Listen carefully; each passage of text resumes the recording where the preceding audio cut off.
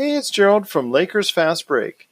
Anchor is the easiest way to make your next podcast.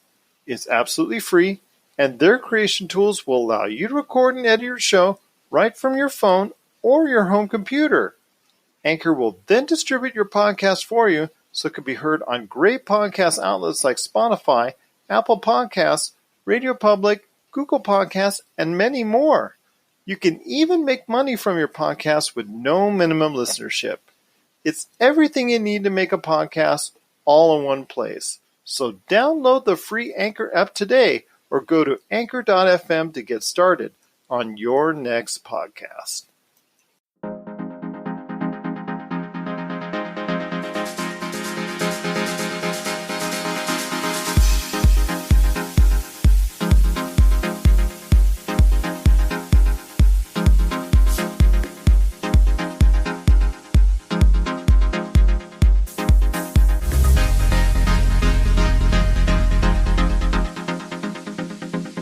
Time once again for the Lakers Fast Break podcast. It's Gerald Glassford coming right back at you here from Pop Culture Cosmos, the Lakers Fast Break, Inside Sports Fantasy Football, and Game Source. Thank you so much for listening to all of our great programs. And thank you so much to not only the Discover Community Network, where the Lakers Fast Break also gets played each and every week, but our new station, the RTF Sports Network. We cannot thank you enough for allowing us onto your station every Tuesday night. We're so glad to be a part of it. And for everyone out there that isn't aware of the RTF Sports Network, for some great sports shows, you got to go ahead and check it out today, rtfsportsnetwork.com. That's rtfsportsnetwork.com. Well, he's back again. It's my good friend. I know him as Tom Wong, but you know him as LakerTom. Be part of the conversation today at Lakerholics.net. It is LakerTom. And LakerTom, to start off on an Oscars note, it was a great time at the Oscars with an upset that was truly made to order. Oscars deal on Pop Culture Cosmos? Absolutely, we did. And thank you again for joining us right here at the Lakers Fast Break podcast. It's Gerald Glassford coming right back at you here. And yes, we did, Tom. We did have a great Oscars weekend celebrating the victory for Parasite. So if you want to check out our thoughts on that, both the predictions on Friday and also as well our recap of the Oscars, you can check it out today at Pop Culture Cosmos. And we thank you so much for doing so. If that's the case, I mean, I saw Parasite. I'll let you know that, just starting off on a different note than what we normally do. It is an excellent movie. It is well deserving of the award. It was, for me, the number 2 movie of last year that I saw, and it is the best of the nominated films, so I think it is well-deserved. Am I surprised? Yes, I clearly said I would be surprised if that film won because of the hurdles they would have to overcome, being the first foreign language film to ever win the Oscar for Best Picture. And people thought, okay, it won for Best International Film. That's good enough. But no, obviously that wasn't the case. It is a great film. I highly recommend it. Like I said, it was, for me, number 2 overall over the year for the year 2019, and then a best of the nominated films. So I'm very pleased that it won. I just didn't think it would. Well, who's the number 1 film in your mind there? The Farewell with Awkwafina. Awkwafina gave the best performance of last year, in my opinion, and The Farewell I recommend truly, truly, truly very much. Thought it was ripped off from several nominations, so I was very disappointed to see that. But you know what? Hey, that's the Oscars. Congrats to Parasite. Well-deserved. And I'm just so happy that to see a very good film that, you know, it's not too controversial. I know 1917 had won a lot of awards leading up to it, and I know it's a great film, but I don't think a lot of people are upset that Parasite won because of the fact that it is that underdog type film. Right.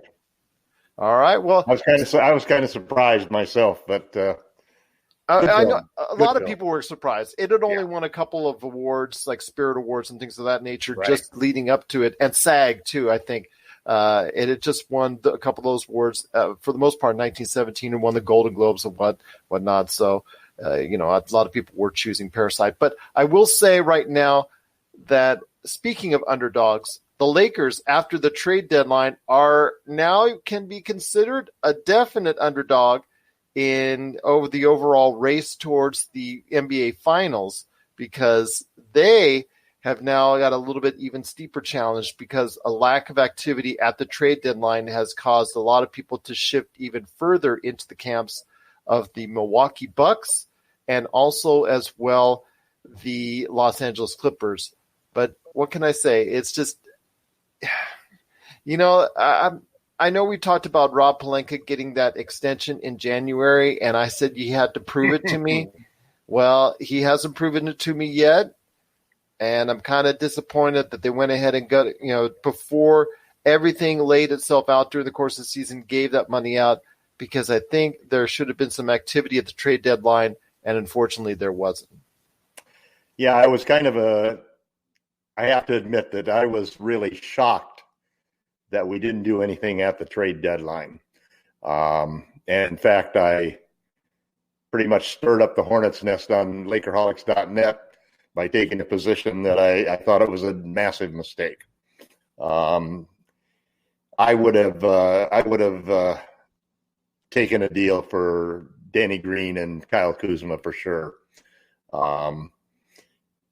I think what's really fascinating about it is the contradictory stories that have come out from the press on what has actually really happened in that transaction. Because we had Ramona Shelburne come out and say pretty much that the Lakers were offered that deal and turned it down. And then you had Broderick Turner come out and completely contradict her by basically saying that the Lakers offered Green and Kuzma as their first offer. And the Knicks surprisingly turned it down, even with a backstory that the Mavericks were all ready to trade a draft pick for Danny Green if the Knicks had pulled that trade off. And then the Knicks supposedly, according to Brod Turner, came back and offered or counter-offered that they would like to have Avery Bradley, Danny Green, and Kyle Kuzma in a second-round draft pick for Morris. And the Lakers turned that down. It's kind of a fascinating double story, and I haven't heard anything more about the contradiction between the two of them. So I've spun it in my favor because I was extremely disappointed in, as you know, we differ a little bit in how much we think of Rod Pelinka at this point, or at what point he's proven himself as the Lakers' vice president of basketball operations. I thought he's done a splendid job, and I was really angry that he didn't take the Danny Green, Kyle Kuzma thing. But the other side of it is that I would not have traded DeMarcus Cousins. I've always felt that DeMarcus Cousins is the ace in the hole, in that he's one of the main reasons that Anthony Davis will stay with the Lakers, and he is forecast in my mind as the guy that the Lakers will use their full MLE next year, or a good portion of it, to sign him to a 2-year deal in order to earn his bird rights and be able to overpay him whatever they have to make sure that he is the stride center that the Lakers actually need to have next to Anthony Davis. So at least in my spin, I'm able to retain my confidence in Rob Pelinka for not making the deal with Cousins, hanging on to that fact that Cousins is sort of like our redshirt star quarterback, if you will, for next season. And we'll see what happens in the buyout market. But that wasn't even just the failure to get Morris that was depressing. It was two other things that sort of happened simultaneously. The first being Kyle Kuzma, who had two very aggressive games right before the trade deadline, where he yanked down 12 and 16 rebounds and was really hustling like everything all over the court. And then he comes in and throws out two dud games where he basically scores 4 points and then in the next game has 4 turnovers. So that was disappointing. That was not the kind of response that you wanted to see from that young man after surviving the trade deadline. And then we have Darren Collison, the Jehovah's Witness, totally turning around and saying, you know what, I'm not going to come back to the NBA. And this is after the Lakers hosted him at a game at Staples Center, sitting next to Jeannie Buss, had conversations with Anthony Davis. Supposedly went in. I've heard double stories, again, contradictions, that he either went into the locker room after the game or he didn't go into the locker room after the game. But at any rate, you had those two disappointments, and the Lakers are the underdog. I think you're absolutely right, Gerald. And in some ways, maybe that's good. But then you look at how they played the last two games. And they played just like Kyle Kuzma played. LeBron looked very mortal. AD looked like a guy who couldn't get his own shot. We had some good signs. Avery Bradley shooting lights out all of a sudden from everywhere, and that's definitely a good sign. But the defense doesn't look anything like it was originally. And we almost lost. We did lose to the Rockets in their new super small ball, and we almost lost to the Golden State Warriors. And it seems obvious that, the same night the Clippers got wiped, but they gave up 140 points to the Timberwolves without D'Angelo Russell and with both Kawhi Leonard and Paul George in the lineup. So it's definitely the dog days of the NBA. Everybody's looking forward to the break at the All-Star for the All-Star game and so forth. And it's hard to not be disappointed a little bit in the Lakers. I thought there were a lot of options there. After I heard about the Morris trade, I was even willing to entertain your proposals for the other Morris, who at least I thought could be a stretch five to play alongside Anthony Davis when LeBron sits. So it'll be interesting to see. We got a game tonight that should be a cakewalk, and then we have a tough game against the Nuggets on Wednesday night. So it'll be interesting to see how the Lakers respond to these two games, how Kyle Kuzma responds to those games. And then, thank God, we've got the break for the All-Star game over the weekend, and hopefully the Lakers will regroup, get their mojo back, and be ready to take on the rest of the league. And all through this entire mess, we managed to stay number 4 in offensive rating, number 5 in defensive rating, number 3 in net rating. And we've actually increased our lead now to 4 full games in the loss column over the Clippers and the Nuggets. So everything is not terrible. I think that we're in a pretty good shape. All of the guys that I was hoping we would get Collison and Williams. Both of them are gone at this point in time. Now it looks like, thank God, we've got a great relationship with Rich Paul and Clutch Sports. Because it looks like the logical candidates, or candidate, if you will, depending on how many moves we make, are going to be Dion Waiters, who's a Clutch client, and J.R. Smith, who's a Clutch client. Waiters could very well be another version of Dwight Howard. That's what you'd have to hope for if the Lakers were willing to sign him. He did play with LeBron for a brief period with the Cavaliers, and that didn't turn out well. They turned around and traded him. But Waiters has talent. He can distribute the ball. He's averaged, 3.8 or 3.3 assists per game over the last 2 seasons before this sort of ill-fated season where he's only played a few games.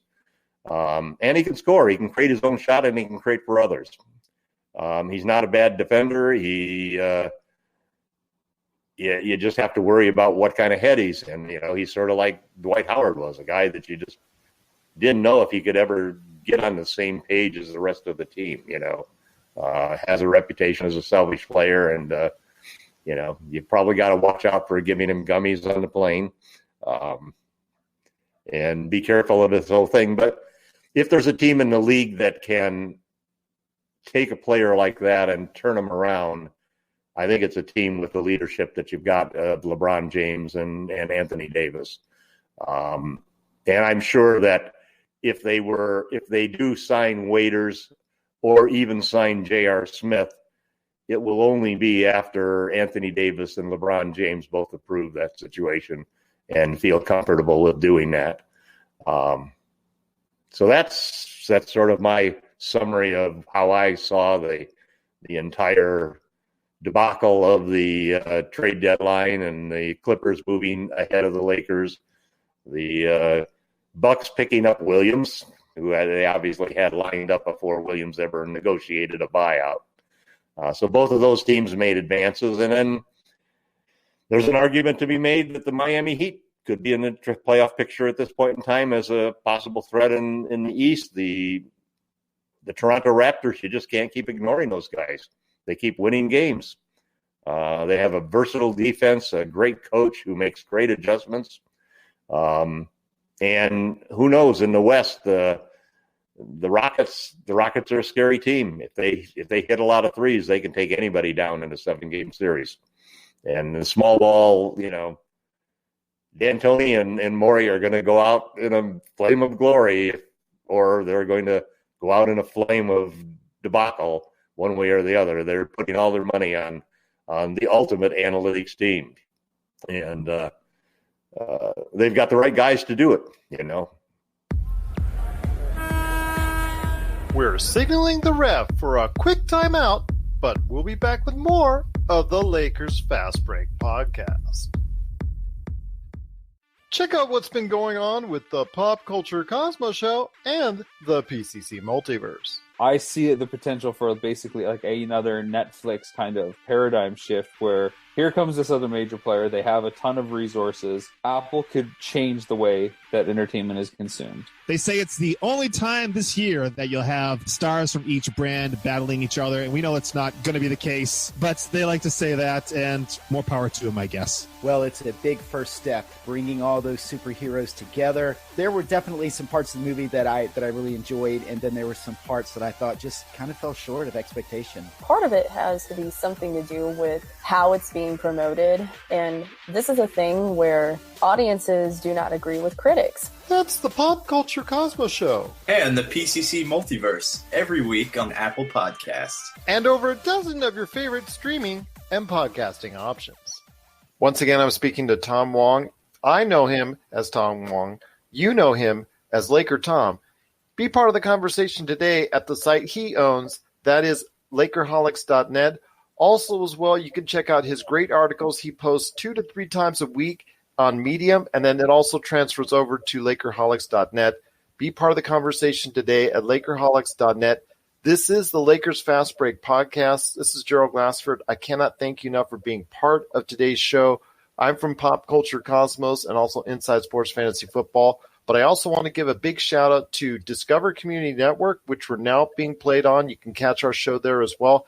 And our brand new sports network that we're on now, that's the RTF Sports Network. You want to go ahead and check out our show today and all the other great sports shows, all the stuff that goes on the inside, the pro wrestling, anything relating to sports. Check it out today at RTF Sports Network. You want to go ahead and check it out there as well. We're on Tuesday nights there, so I cannot thank them enough for picking our show up for a great season of Lakers Fast Break basketball. And you seem to pile it up all there on the full recap and whatnot, but I want to go ahead and break it down piece by piece. It was the trade deadline, and there was a lot of speculation on what the Lakers would do. And you mentioned that previously that that Rob Pelinka himself was, he did have a lot to go through, and we discussed that on last week's program. But, it looks like the offers that were there, they were asking maybe a little bit too much in the New York Knicks side, but they seemed to get a lot in return. I would have still held out for Landry Shamet if I would have been the Knicks. Yeah, I would have too. And I think they could have gotten it just because. Especially after the Lakers dropped out. They still had 30 minutes to go before when the Lakers said, we're pulling Kuzma and we're not going to make a deal. Yeah, I would have asked for Landry Shamet on top of the deal and the first round pick and Mo Harkless. I think they could have gotten it because if they would have been in a bidding war with the Lakers, just to keep the Marcus Morris keep Marcus Morris away from the Lakers, I would have done that. But that's the Knicks. They're in a state of disarray anyways, bringing on presidents, firing presidents anyways. So it's a state of disarray. It's really weird that there's talk now that they're probably going to waive Harkless, buy him out. which means that basically they traded Marcus Morris for a first-round draft pick. Pretty much, yeah, pretty much at this point in time. And it's, who knows how high it's going to be of a first-round draft pick, but we'll have to wait and see. And I know Leon Rose, I believe, is going to be the new president of the New York Knicks pretty soon. I mean, he's bringing in some people that I think will do a much better job going forward for that team. But yeah, I got to scratch my head on why the Knicks did what they did, because they could have gotten more out of the Clippers, I think, in my personal opinion. And I'll mention that hopefully I will get a chance to talk to my good friend Anthony Barbin, who is a beloved Clippers fan who should be kind of on a high, or was on a real high. I know he texted me back and forth. He was I got to be on the show again. And unfortunately, they happened to get destroyed in Memphis, or Minnesota, actually. Right. And, that kind of put a damper on things. But I hopefully will get him on this week for the program so we can go ahead and talk Lakers versus Clippers and how everything is going there. But right now, all the pundits, all the prognosticators, they're also pushing the idea of Milwaukee, which did get Marvin Williams, a veteran forward from the Cleveland Hornets, in a buyout. 33 years old, but still can play decent defense, and he's almost a 40% shooter from the three-point area, so that's always attractive. And then, of course, like I mentioned, Marcus Morris at 43% three-point, and also as well, a very good defender and can play the small ball five. He moves over to the Clippers and makes them a more enticing team. They did get Isaiah Thomas, but did end up waiving him, so he is now available on the open marketplace. One name that you didn't mention was Tyler Johnson, who was just waived by Phoenix, who plays a combo role of both point guard and shooting guard. Kind of intriguing. I'm not saying he's the answer. In fact, everything off the buyout market right now hasn't been the answer, because I do not share your faith in J.R. Smith. I still have that imprinted in my brain, the look LeBron gave when J.R. Smith made that terrible mistake in the NBA Finals that will forever go down in history along with Chris Webber. Those two mistakes are probably right up there, 1 and 2, as far as bonehead plays in a crucial situation. And Shaq and a fool. Yeah, Shaq and a fool indeed. But you also have Dion Waiters, and I'm sorry, I'm not going on Waiters Island once again, because, gummy bears aside, there's some real issues there on why he's being let go after being such a productive player. I mean, also the stability, gets injured quite a bit. And that's with most of these guys that are on the buyout market. That's part of the problem, is injury woes. Just taking a look at Tyler Johnson, taking a look at Dion Waiters, taking a look at all the different players that are out there. Isaiah and they're all Thomas, free agents next year too. And they're all free agents, and they're all have been injured in the recent past. So they all have a history of, not being able to suit up when you need them the most. So I'm kind of worried about each and every one of them, so I'm not exactly thrilled with any of the options or overjoyed with any of the options. But I think of them, Tyler Johnson, again, a point guard / shooting guard. He's a combo guard, may be able to be effective playing on the ball and off the ball enough. He shoots about 37.5% right now from the three-point line. So decent, which may be good enough to spell, as far as LeBron, when he goes out of the game for those crucial 5 to 10 minutes a game that you want to go ahead in the playoffs.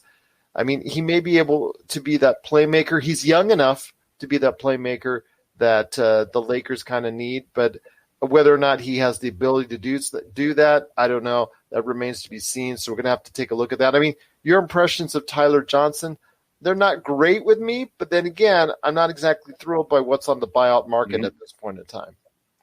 Yeah, I'm sort of in the same boat as you. I happen to think that there's a chance that we might give Waiters a look, but again, as I said, it would have to be because he would have to convince LeBron and AD that he's understood what the Lakers were about.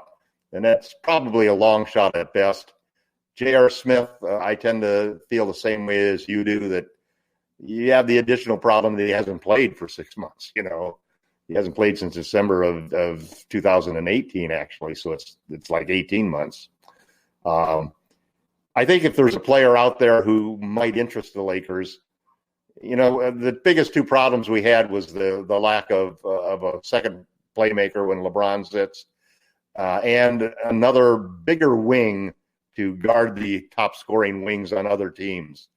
So I think the first one, the playmaking thing, it's not as serious as people put it out to be, simply because once we get into the playoffs, LeBron's going to be in that game for 40 minutes a game. It's only going to leave you about 8 minutes that you've got to cover with somebody else. And I do think there is a solution to doing that. I wrote an article in Medium and I've been pushing it on Twitter and at Lakerholics.net, basically, that the solution is Anthony Davis to be the second playmaker, surrounded by a bunch of three-point shooters.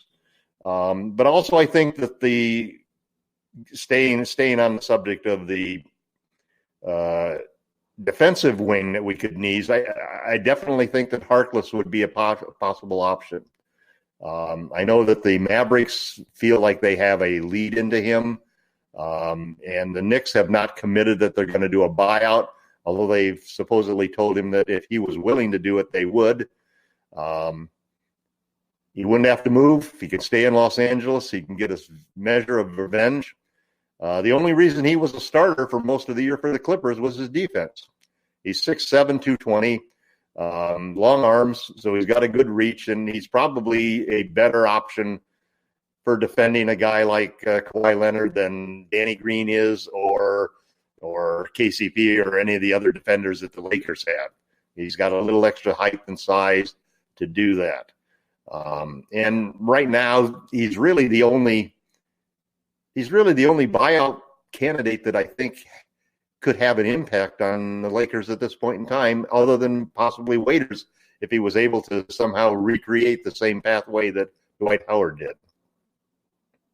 But therein lies the problem. I mean, it's more than halfway into the season, and he could have had those opportunities. He only got to play a handful of games in Miami before being traded. Played well in that handful of games, though, I have to admit. That's true. I mean, and shot 47% from deep. That's just a sample size, so we'll have to wait and see if very that's small the sample case. size. It's like three or four games. And if you approach LeBron and say your choices are A, Dion Waiters, going back to dock into Waiters Island once again, or B, you have J.R. Smith, both of whom are clutch clients. Gerald, it doesn't matter. Both of them, I'm sure, part at of some the point in clutch time, family, man. Both of them, sure, at some point in time, LeBron wanted to go ahead and give them some type of gut punch. They both have a history with LeBron. Yeah, and it's not always that great. Some of it's good, some of it's not so good. So, I mean, with LeBron, I think you got to go ahead and maybe try something different. I think, again, I'm not saying Tyler Johnson's the answer, but I'm saying maybe someone else is. I mean, you've talked about other people that have other players, I should say, that are in the process of possibly being bought out. I mean, this buyout market, I was hoping would transpire a little bit faster, a little bit quicker. At least before the All-Star break, you would have some sort of definitive answer by now on who the Lakers would be getting or would be interested in or would be obtaining.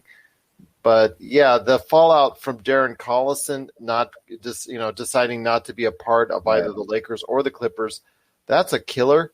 And that's a real ding in the armor for either one, the Clippers or the Lakers, because both had a great use for his skills and his talents.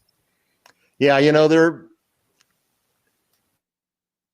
spent a lot of time just thinking about this whole situation, and it's kind of ironic. I've been playing around with the new tweet series that you can create, and I created a series of tweets that focused on Anthony Davis and basically what to do with the whole situation of when, we're almost an unbeatable team when you got LeBron and AD on the floor.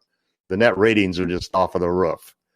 And then AD goes out and LeBron stays on the floor, and it's still, we're still a team that just destroys everybody.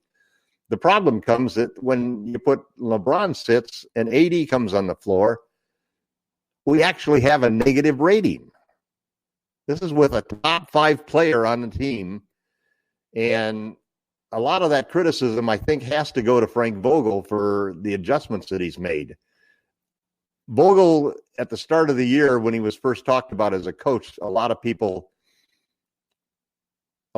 commented that they felt that he was still left in the previous era before analytics, pre-analytics, because basically he really believed in defense first, but he also believed that offense started in a post inside out rather than outside in. And I think the game has pretty much flipped that around. You know, you can still say the defense starts at the inside out situation, but if you want to play offense in the modern NBA, I think it's pretty well been determined that it's an outside in game right now. It's drive and kick.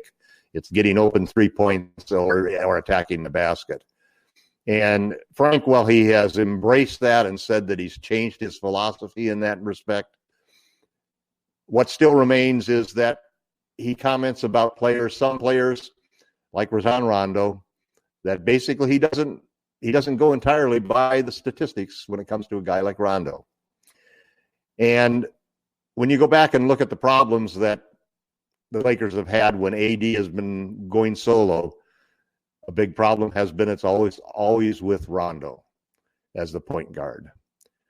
And you can even find some of the Kuzma fans screaming bloody murder because when Kuzma gets an opportunity to play with a second unit a lot of the time, it's also with Rondo as the playmaker. So I've come to the conclusion that there is a way for the Lakers to not do anything as far as bringing in players from the buyout market or free agent market, but just to keep the exact same roster. But what they need to do is whenever LeBron leaves the lineup, they need to do several things. The first of which is bench Rajon Rondo. The second is don't put another big guy out there who's a non-shooter, who is a non-threat, like JaVale McGee or Dwight Howard. Instead, I think that they should play Dudley. I know that you are not a big Dudley fan, but Dudley is shooting 50% on three-point shots. He's hit 16 of 32 threes he's taken. He has the lowest, catch this, he is the only Laker with a defensive rating under 100. So he's a guy that's a crafty guy, and if you put him out there with 3 guards who can shoot the ball, Danny Green, it could be Danny Green, Avery Bradley, and KCP. It could be you could include Daniels in there at times. You could include Caruso in there at times if he's being aggressive and taking a shot. But the whole point of the thing is that what Anthony Davis needs to do to be successful, he's the number 2 playmaker on the team. He averages 3.5 assists per game. There's not another player on the team other than Rondo at 5.4 and LeBron at 11 that even has more than 2 assists per game. So what you want to do is you need to spread the floor. You need to make sure that he's got room to operate. I look at the comments made by the Clippers. Paul George and Kawhi Leonard were both raving about Marcus Morris. Marcus Morris hardly had any impact on the score or in the stats, but the one thing he did is when you put another shooter out there, it created more space. And they were just impressed as hell at the space that was created because of Morris's gravity as a three-point shooter. And if the Lakers would surround surround Anthony Davis with 4 elite three-point shooters, they can still have a good defensive lineup. They can have Dudley guard the center and let AD roam around so he doesn't have to bang inside. And I'm positive that this lineup would unleash him so that he could really become the kind of player that you want. Because right now, every time he goes in there, he's got 2 non-threats that are out there on the court. I mean, how many times have you seen guys in the Lakers have a beautiful drive to the basket, fire the ball out to an open three-point shooter, and lo and behold, the open three-point shooter is Rajon Rondo. And then everything falls apart. He hesitates or he takes a shot and misses it. Or how many times do you see you drive into the center and there's 2 or 3 guys waiting for AD to attack the rim simply because you've got JaVale McGee or Dwight Howard in the game, and that's a whole different game. the big success that AD had in the playoffs 2 years ago when they swept the Portland Trailblazers and Dame Lillard was all based upon having a great three-point shooter at center. And that was DeMarcus Cousins. And this is why I believe the Lakers did not trade Cousins. It's also why I think the New York Knicks wanted to get Cousins. They wanted to get Cousins and hope that they could steal Anthony Davis over the summer. Cousins basically was on par before he got injured to shoot 300 threes at 36%. The very next year, the guy who did that was the first in the history of the NBA to ever do that as a center, and it was Brook Lopez for the Milwaukee Bucks, and it's what took the Milwaukee Bucks from a so-so team to and freed the court up for Giannis to really attack the rim. So the Lakers have to use that same philosophy. I believe very much that Pelinka is never going to let go of Cousins at this point in time. He's got him on the bench sitting next to LeBron and AD. Those two guys love him, and he's going to be the center of the future for the Lakers. But they can take a step forward right now, and do the same thing with Dudley. It's not as going to be like having DeMarcus Cousins in there. Dudley can shoot the three, and he can play pretty good stand-up defense. He understands verticality. He knows he makes the right rotations and so forth. He doesn't have the athleticism he did before. He's not quick as he was before. He'll get beat in certain times, but he's also going to have Anthony Davis roaming free on defense. And he's going to have four guys on offense that can basically, they can't leave any of those four guys open or they'll hit shots. And that's the kind of spacing and freedom that Anthony Davis needs in order for him to carry the second unit and be the second superstar on this team. We'll be back with more of the Lakers Fast Break podcast. Rob McCallum Films is back with a vengeance. Power of Grayskull, the definitive history of He-Man and the Masters of the Universe, which chronicles the ultimate 80s billion-dollar franchise, Masters of the Universe. See exclusive interviews and hear untold stories from the people responsible for creating the world of Eternia, a place full of magic and science, and learn about the craft of creating action figures and animation. Power of Grayskull is just one of our many projects at Rob McCallum Films. Once again, I'm speaking to Tom Wong, a.k.a. LakerTom. You can catch what he's doing today also at his articles that he does 2 to 3 times a week on Medium.com, or you can catch him also as well on Twitter at LakerTom. He's very active there and loves to get your responses either which way. He's going ahead and will actually respond in kind either which way, whether you're for or against what he's talking about. But also you'll catch him on Lakerholics.net. Be part of the conversation today at Lakerholics.net. Once again, if you have any questions for us, we're at Lakers Fast Break on Twitter. You can also go ahead and send us an email, old-fashioned email, LakersFastBreak@yahoo.com. And also, thank you so much again to the Discover Community Network. Also want to thank as well our newest and our latest sports network that we're now on. You want to go ahead and catch us today on every Tuesday night on the RTF Sports Network. That is the RTF Sports Network every Tuesday night, but also catch all the other great shows that they have there at RTS at rtfsportsnetwork.com.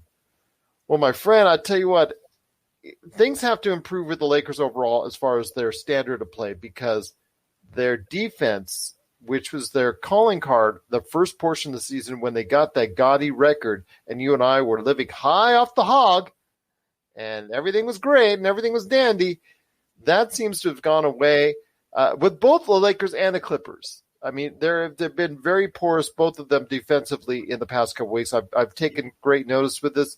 Only the Milwaukee Bucks, I think, have actually kept their focus, because I think Milwaukee's really driving towards something which is kind of scary at this point in time. But, you know, you see the lack of focus.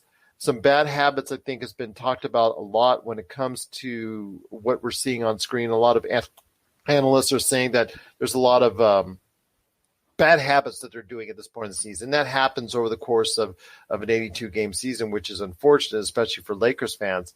But we saw, I don't know, this past weekend with the Golden State Warriors, I'm just going to say this, my friend. It was one of the worst wins I've ever seen with the Lakers perform, at least this year, maybe any year, because they looked absolutely awful. but yet because they were playing against a glorified G League team, they were up by 21 and still had to fight to win ultimately in the end because they were just playing so badly, so sloppy, so lax on defense. They just totally did not give any credit at all to Golden State.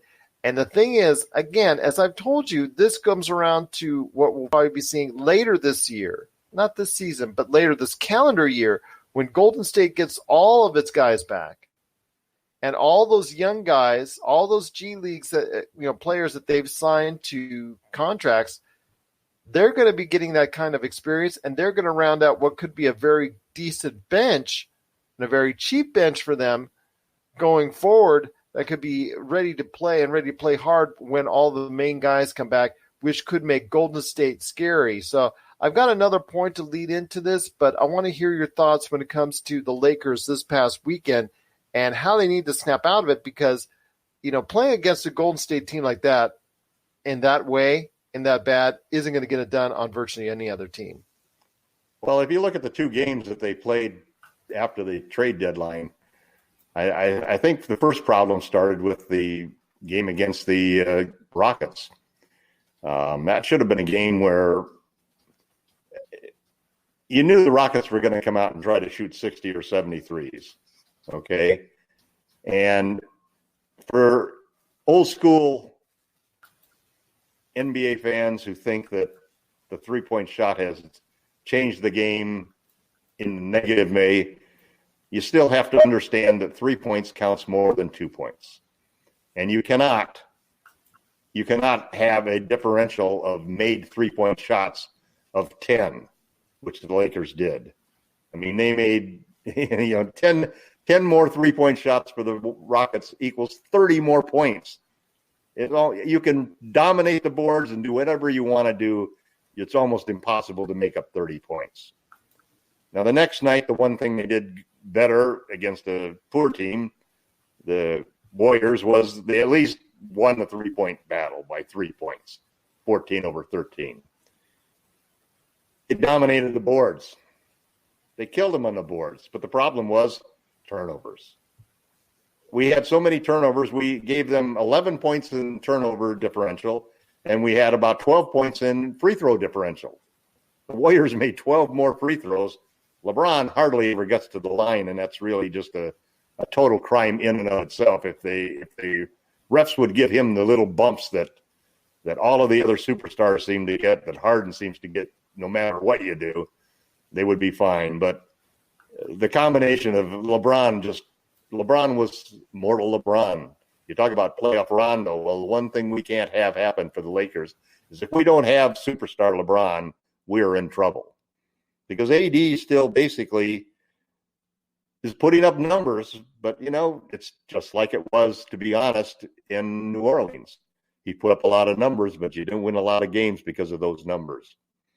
It still comes down to a player like LeBron carrying the Lakers, and the Lakers live and die with LeBron, which is why Collison's would have been such a terrific help to the team. I don't know what the solution is. Part of it is obviously effort at this point in time. It's a long, grinding season, 82 games. As my wife always reminds me when she says, another Laker game this week? It's always on. And, and it's like a job to commute, You got to get in that plane, and they got to go to these games, and they got to show up for practice and so forth. And it's grueling, and I think at this point in time they need a break off. I'm just hoping that they can manage to hang on. The good part is that malaise is sort of spread around the league, and everybody except for maybe the Milwaukee Bucks have been blowing games, and remarkably through this stretch we still hold that 4-game lead in the loss column. So I'm not as worried about that. I'm really more worried about what adjustment Frank Vogel will make to the offense.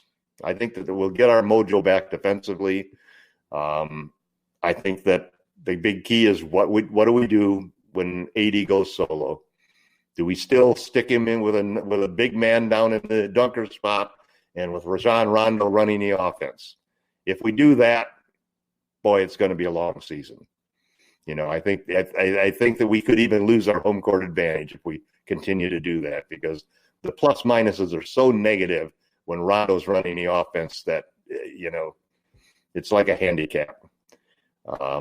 I know that LeBron and AD really respect and trust Rondo, and so does Frank Vogel. But there's a point that we've reached where they've got to take a look at the numbers and say, we've got to try something different. And the only thing different to try, really, to be honest, is to go small.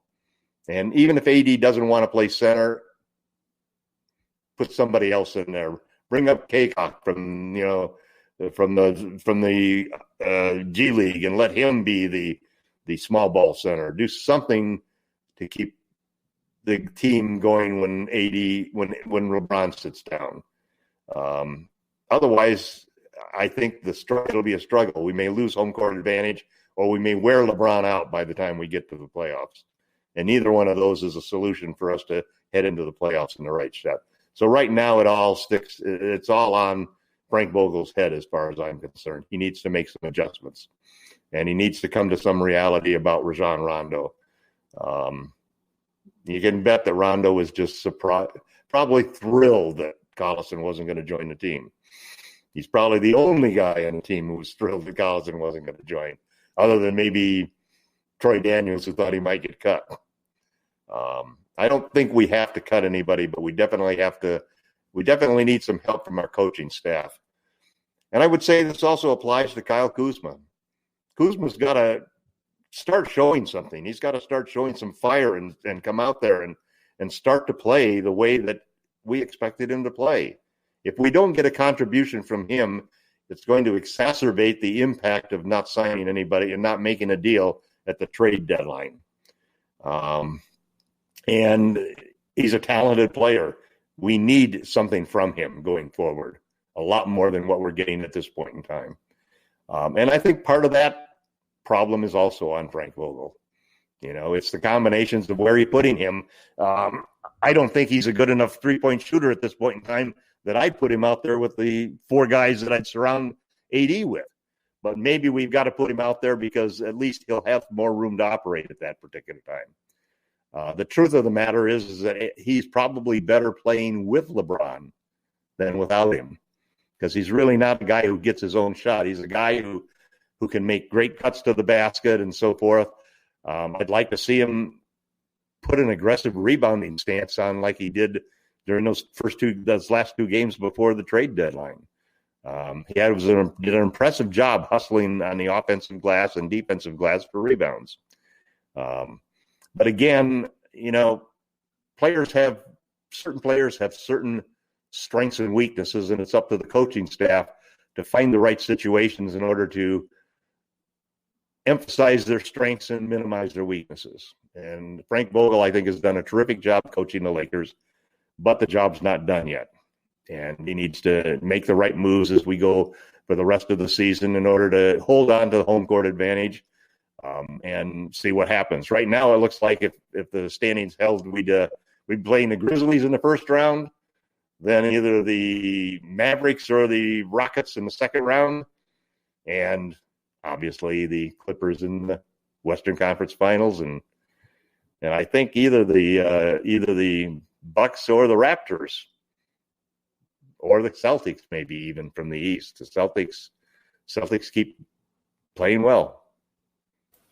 We've only got a few minutes left, so I ask you this, my friend. I've still got three things I want to touch on. And first is, there was a comment on one of the Lakers podcasts that are out there, not quite as good as ours, of course, but one of the Lakers podcasts that are out there. One of the individuals that was on the show commented that they had a hard time understanding or believing that the Lakers should have a championship or bust mentality that a lot of the Lakers fans out there and also the Lakers organization has. And I was kind of taken aback by that, because the fact that, they should have a championship or bust mentality. I mean, LeBron is not getting any younger. AD is a free agent. You don't know what's going to happen next with injuries and things of that nature.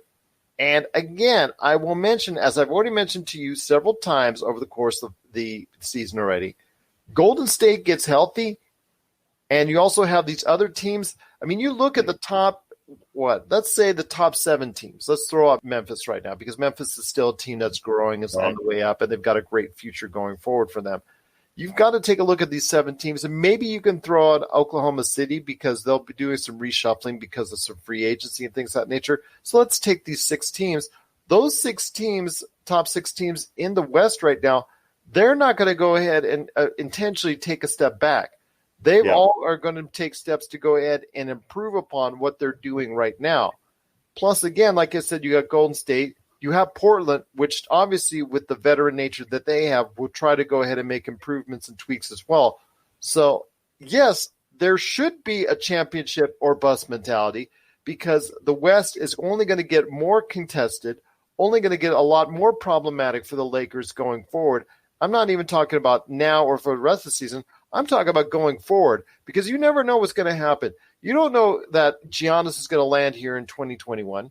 You don't know AD is going to sign on the dot line for sure in 2020. So I ask you, my friend, what is the concept of why somebody would actually say that? Because it, to me, was kind of troubling because the Lakers should have a championship or bust mentality because right now they need to get it done because this is their window, and their window might be closing faster than you think. I agree 100% with you, Gerald. Their window is actually 2 years. They have 2 guaranteed years left on LeBron James' contract. But you don't know what kind of LeBron you're getting next year. You don't know what the time is going to. I mean, the odds are as well as LeBron has been playing. We've seen signs that we haven't seen the previous year of his. I mean, just look at the game with the Warriors. Another factor for the Warriors that you didn't mention is they're going to get a very high draft pick this year. Absolutely. And let me tell you, Andrew Wiggins is a very talented player. His motors got a question, but the kid can play. And he's a perfect fit for them, much better fit for him. That was a great job that they did in pulling off that trade. And they got a first-round pick on top of it. Yeah. I definitely feel like the Lakers. The one thing that I think I've drawn a line on, and I've even gotten to the point where I would have been willing to move THT at the trade deadline. And he's a kid that I think has great potential, but he's only 19 years old. He's like 2 years away from being a potential candidate to even get any roster time. He's not ready at all. He's not even the best player on the South Bay Lakers. But he has terrific potential. Cousins is the one big thing that I think is a play for the future. But other than that, the Lakers basically, you look at all of the guys on this team, and there are very few players on this team that I expect to be there 2 years from now. And that pretty much says that the Lakers are in a win now mode. And anybody, I think, and I don't know who, I didn't hear that. I didn't listen to that same podcast, but my reaction would have been the same as you, that person is crazy. The Lakers are on a total win now mentality. They're keeping a few little cards in their shirt pocket, DeMarcus Cousins and maybe not trading a second round pick next year, but when we get down to this summer and Kyle Kuzma is probably going to get traded, I wouldn't be surprised if Danny Green got traded. And even if we win a championship, I think that's the same thing is going to happen. I think that you're going to be seeing a lot of action because all of these guys who have no trade contracts at this point in time, next summer they'll be able to be traded. And so KCP is not going to be safe. JaVale McGee's not going to be safe because Cousins is coming back to the lineup. So I think the Lakers are they have a championship window right now that's 2 years. If they can sign AD this summer, and that's not a guarantee, I mean, we just saw everybody thought Collison was a guarantee. At one point in time, everybody thought Kawhi was a guarantee. And you're a fool if you think that AD is a guarantee. I mean, that's the main reason why Cousins is still here. So I agree with you 100%. That's a crazy statement to make. The Lakers, more than any other team in the league at this point in time, is in a win now mentality and should be. We're signaling the ref for a quick timeout. but we'll be back with more of the Lakers Fast Break podcast. Hey, listener, Dutch here from Voice from the Underground, the podcast. My co-host and I want to invite you to check out our little corner of the podcast verse. At Voice from the Underground, we talk about all the crazy happening around us and try to make a little bit of sense out of the nonsense with little to no results. If the idea of hearing three semi-intelligent, outspoken nerds talk about politics, social issues, current events, sports, movies, pretty much anything that we decide to talk about because, well, it's our show, appeals to you, grab your shovel and come on down to the underground, and then consult a qualified psychotherapist. Find us wherever you get your podcasts, just not where you buy your weed. Voice from the Underground. We've got just a couple minutes left, so I do want to touch on a couple things real quick. Okay. First off is the week ahead. Tough game coming up in Denver on Wednesday at Denver. That will go ahead and basically set the position where the Lakers are at going into the All-Star break. But then also, like I said, the tough game in Denver that they do need to stay focused on because Denver is now right behind them in the West, 3 games out. So a lot of things that they have to go ahead for there. Your thoughts on the week ahead for the Lakers? I don't think the Phoenix game is a trap game. I think that we'll take them easily. I'm hoping that won't be sloppy. I'm hoping that they got the slop out of their minds. But it all really depends on LeBron. LeBron sets the tone for the game, you know. The way the Warriors game started with the ball rolling out of bounds was hilarious after we win the jump. You know, he and AD walk over there and they both look at each other while the ball rolls out of bounds. Talk about a harbinger sign of things to come for the rest of the game. The Denver game's a tough game. I think we match up well against Denver, you know, and we handled them last time we were there. They're going to be eager for revenge. Jokic is playing much, much better than he was back when we played him last time, and that's got to be a big factor. And I think they'll get our attention. I'm hoping that everybody will be up for that game. We'll get our defensive mojo back and really show them, you know, that they're pretenders and we're the contenders. All right, before we head on out, once again, I'm talking to LakerTom. You want to go ahead and see him today at LakerHolics.net. You also want to be a part of a conversation there. It's at LakerHolics.net. And real quickly, so I want to hear your thoughts on why people need to check out your awesome site, LakerHolics.net. You can imagine a lot of activity going on the site, and traffic has been roaring through there with the trade deadline and all of the various things happening.